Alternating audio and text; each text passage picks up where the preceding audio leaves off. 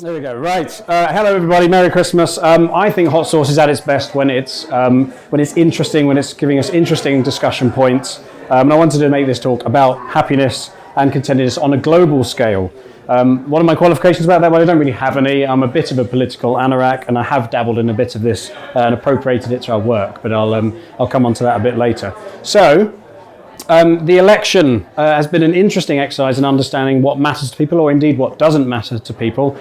Parties offering very different visions of the future. The talk of success is often kind of in business and in politics is all about money, is all about putting money into this, investing in that. But what is the human gain to that, or indeed the cost? Is that the most valuable metric that we should work on?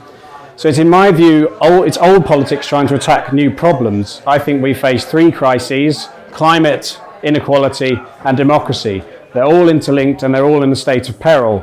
Not to kind of bring the mood down.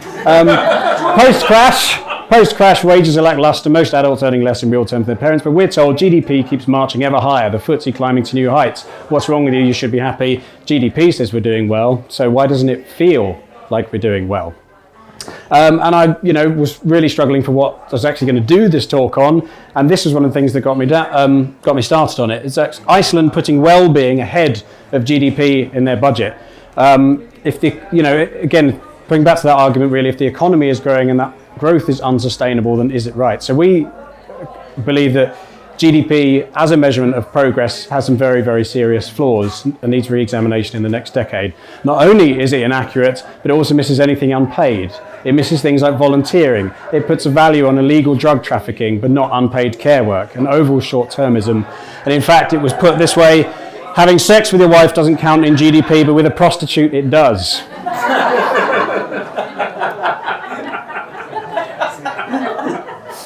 Yeah. So if that doesn't say we've got a broken system, then what does? And then, well, we wait for decide that such rapturous. So these crises manifesting themselves in front of our very eyes. We got this, and then we got this guy, and then we got him.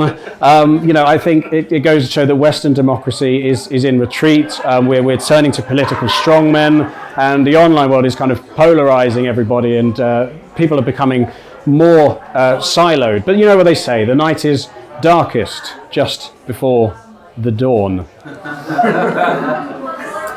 Aristotle to the Beatles have tried to explain that money doesn't necessarily buy happiness, and I think how we choose to measure a country does matter. For too long, GDP has kind of been the de facto thing, and mercifully, I want to say there are some good things to take from this, and that we can take inspiration from. And again, not being political, only citing the S&P because they're actually in power and have some levers to pull. The S&P have actually been measuring the National Performance Indicator actually since 2007, which might explain why they're so dominant north of the border. Asking questions more than just how many pounds have you got in your pocket. Together with Iceland and New Zealand, they form SIN, which is like a rubbish version of the Avengers. New Zealand introduced the first wellbeing budget in 2019, and Iceland are leading the way on equal pay, childcare, and paternity. So between them, they have actually formed an informal political union. These aren't policies that would appear to make us wealthy, but they make society healthy. We know government obviously moves very slowly, but the good thing is grassroots and business are moving much more quickly. At the start of the decade, I would say this is what constitutes a cool office, ping pong table. That sort of stuff generally looks good in the press, but isn't actually sort of more of a plaster over the wound. I think empowering people is more important than the stream of gimmicks. And I can actually cite my own experience talking about that. We actually had a ping pong table when we first opened our office. Thought it was cool. I don't mind speaking about my own experience.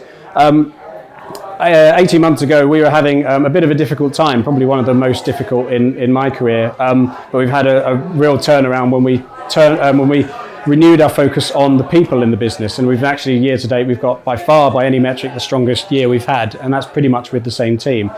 The big mistake I think we made was we joined a fast growth kind of agency network in London, which seemed very cool, and the events were very good, and the dinner was nice, and the firm of specialist accountants. The experience was very slick, but it's not actually what made me happy. I think I got more admiration for business like strangers than Starbucks. So we realized our goal as a business should be on our impact, on our customers, local economy, and even the people who watch our content. So one of our recent projects helped the council have more people come forward to be foster parents, or another which helped victims of domestic abuse come forward. I think we're mindful of the impact that we make rather more than just the money we make at the end of it. Of course, there's a bit of a relationship there. So I guess I'm saying, in spite of the news today, I think at a grassroots level, individuals and businesses, and certainly those set to do well in the next decade, are genuinely putting people and impact first, with the money to follow. And there's evidence that this could be starting to be reflected in our policy if we make enough noise about it. So that just leaves me to say, for the next decade, because we are looking ahead to the 20s, be excellent to each other. It's hard not to get sentimental around this time of year. And chart a course for a happier, fairer society. Thank you very much.